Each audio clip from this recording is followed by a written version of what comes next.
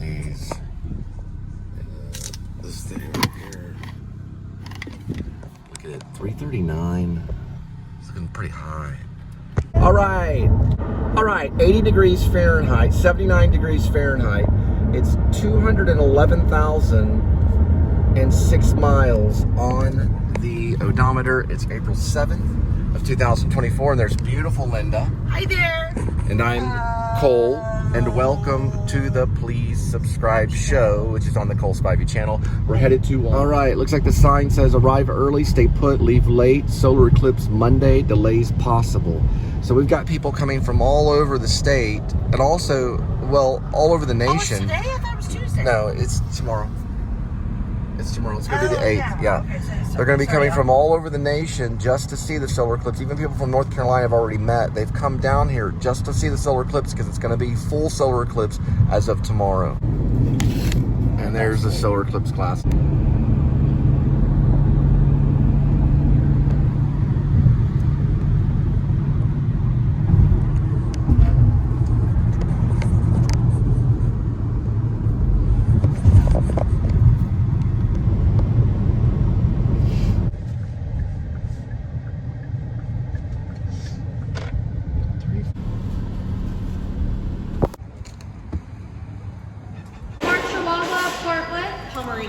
Usually at Walmart. Okay, yeah, I see. Aww. What's her name?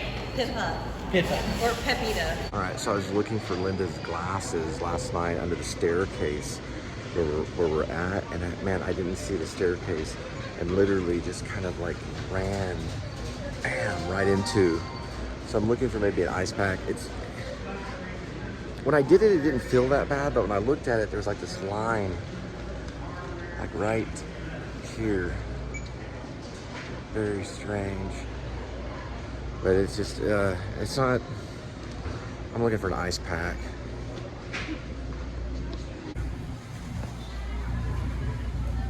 Stop. Right. This is just a small, this is just a small compress. Hold on, egg rolls.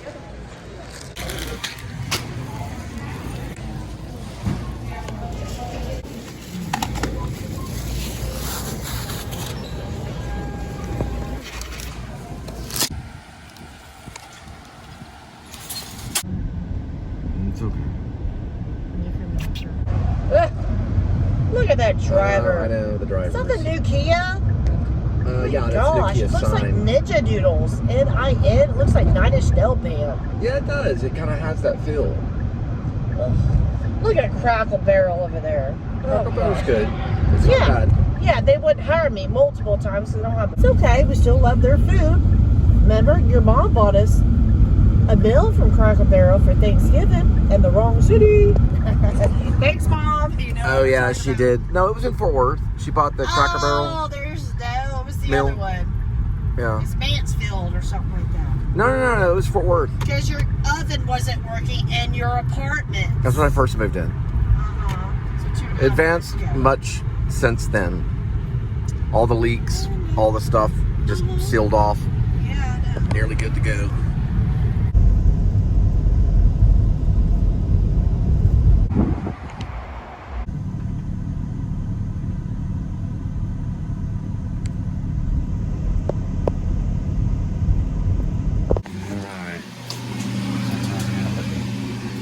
Hey, ravioli.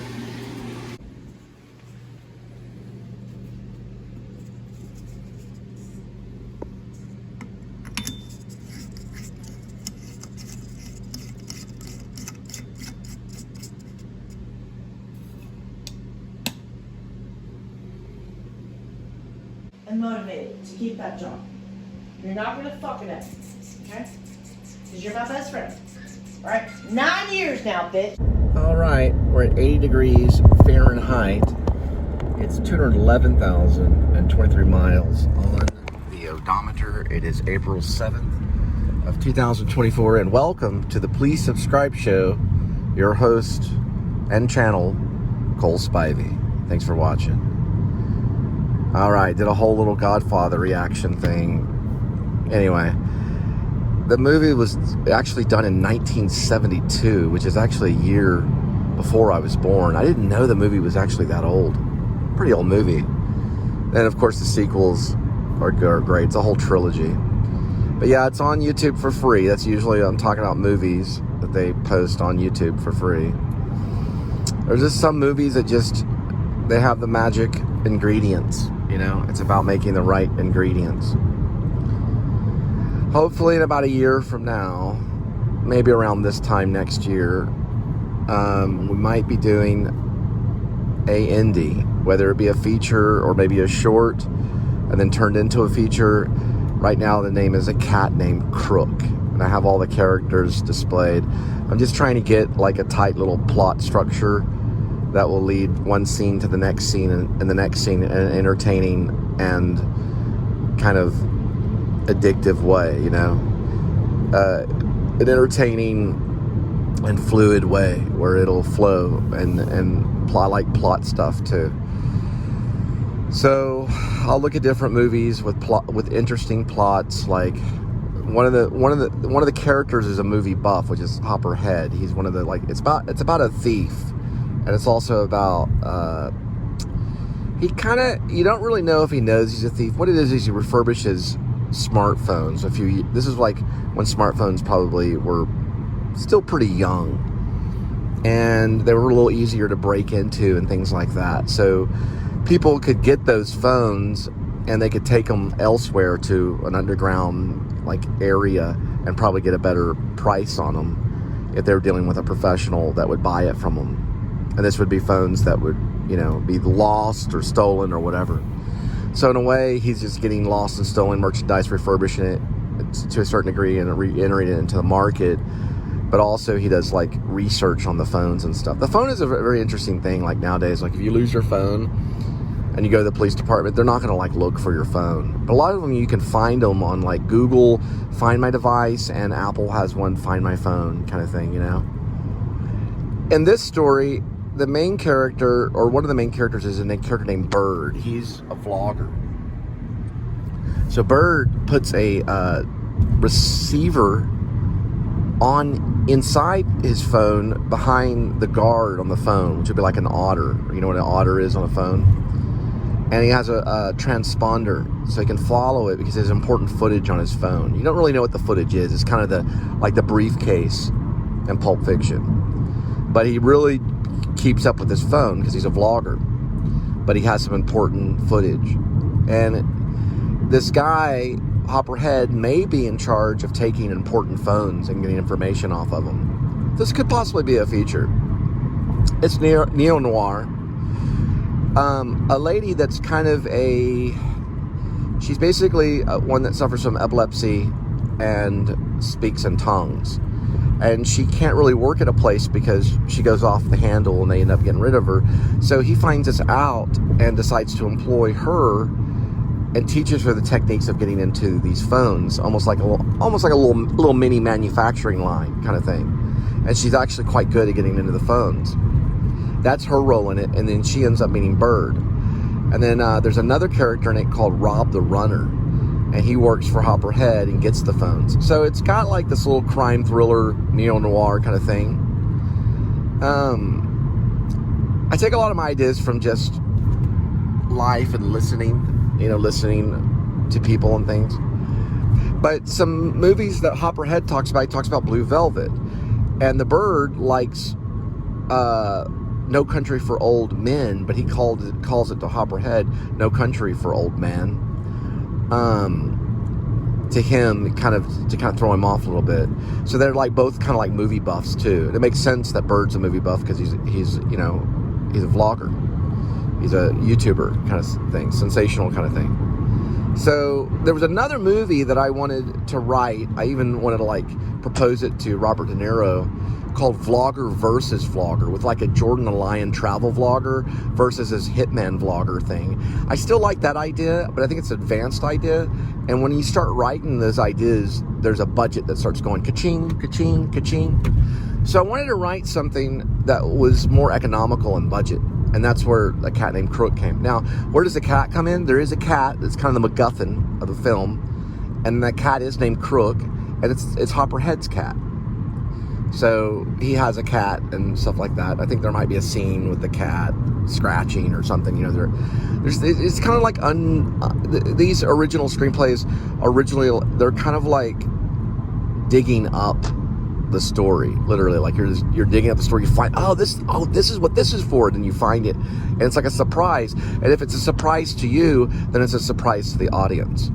So you wait for that surprise. You be patient. Now, David Lynch, who teaches screenwriting, feels you meditate for that surprise, right? There's an unlimited well of not only knowledge, but of light and calmness and creativity that he visits when he works on something. So if you look at a film like, let's say, No Country for Old Men, and you compare that film to a surreal film like Blue Velvet or any of most of Lynch stuff, we're going on a little circle here, you'll see that there is that well that is accessed in one film more so than, like, let's say, the others, where it's more of a technical thing, while the film or the screenplay that's accessed through this well, this limitless well that you can visit somehow, like almost like a dream.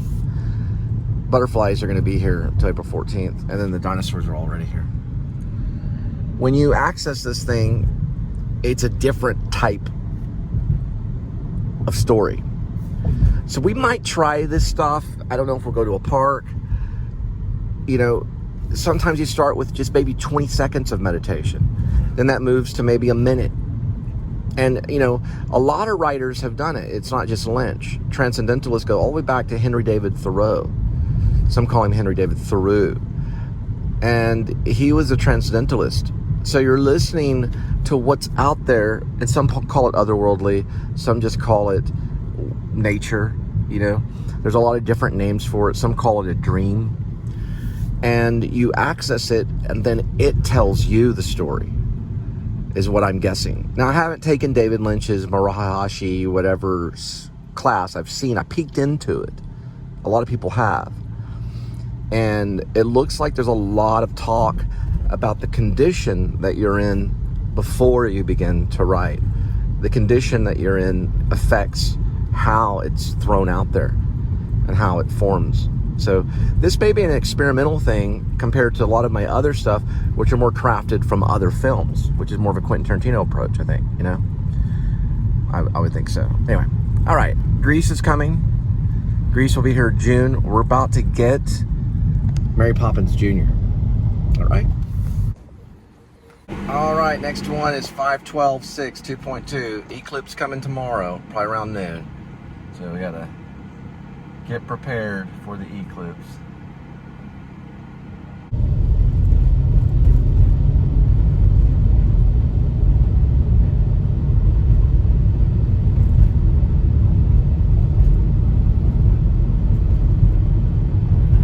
Gonna find out about the go-karts.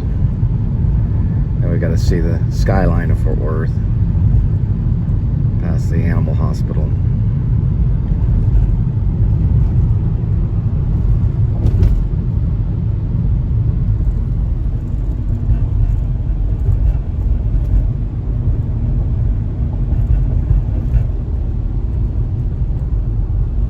Yeah, they're lining up, getting ready. But what I would give just for one day to play mini golf with David, Elizabeth, and Gwendolyn. Gwendolyn's probably old enough now. She's about 5. So what would I give, you know? What would I pay? Yeah. What would I go through for just one day? Just to talk to him. You know? Why would that be so wrong?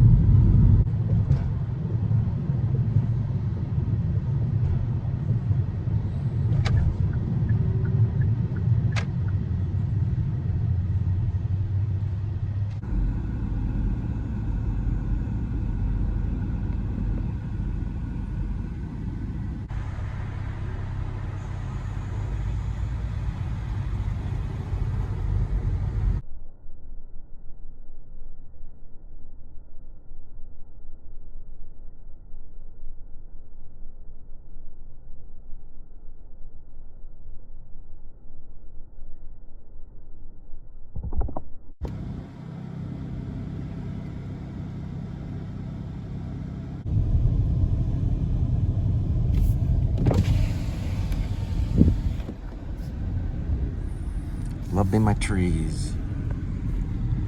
They give us air.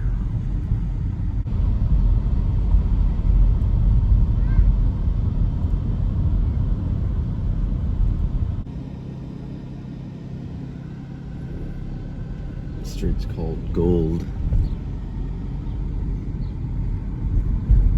G-O-U-L-D. Look at that massive thing. It's a heck of a front yard tree right there. Good air conditioning for the summer. Big old protector over the house from the sun. Like this little balcony right here. You can always feel the Sunday. You know, every day's not like Sunday, but I think maybe Morrissey, you know, when he was in the Smiths, he had entered a stage where every day was like Sunday. It's like this, almost like a day that's not there, but it's beautiful. You know, the work feels absent on a Sunday. So it's a day of rest. So the day is kind of ceased. The movement's different on a Sunday. It's not the same as other days. There's a movie made by the son of Ingmar Bergman. That's how you say his name. He was a Swedish director. Daniel, I think, is his name. I saw it on original print, Sunday's Child. And it was such a... because we followed Ingmar Bergman when we were younger, it was such a relief to see such goodness on film. We saw it from original print that came through Dallas. My friend Rob and I did. And it was a great day. The two projectionists were there that also ran the theater, talked about the print. Sunday's Child.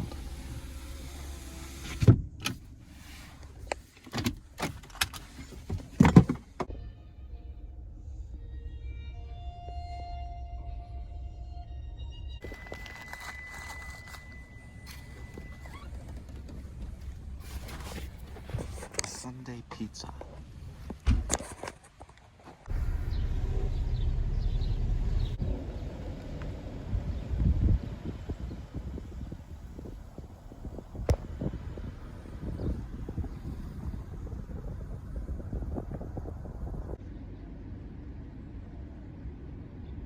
I mean, if you had, let's say, a camera that followed you around 24 hours a day, 7 days a week, behavior would dramatically change. Your own behavior. You would like, man, I gotta figure this out. Like, I can't be sneaky and snide on this. I gotta be polite on this. And it would be a very different world. And it's getting kind of that way. We're getting drones that are gonna be sent out for certain things. We got traffic cameras, right? We've got cameras in malls and in shops and apartment complexes, and we got cameras all over the place. And it's a camera, and even with sound, is a different type of witness than when you whisper one word in someone's ear and it goes to another person that whispers it, and another person that whispers it, another person, and that word becomes a whole different word, you know? That little thing that you did in school. Let's see if I can get this right. Anyway, it would change behavior as we know it. 626.5, 1.7.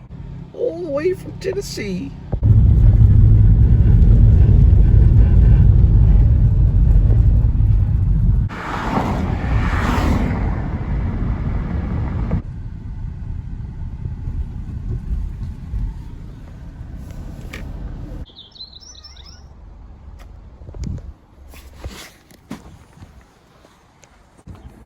Six 526 3.4. Alright. Let's see, that's obviously from yesterday. Just go ahead and zero it out right now for today. I've only done a few of them.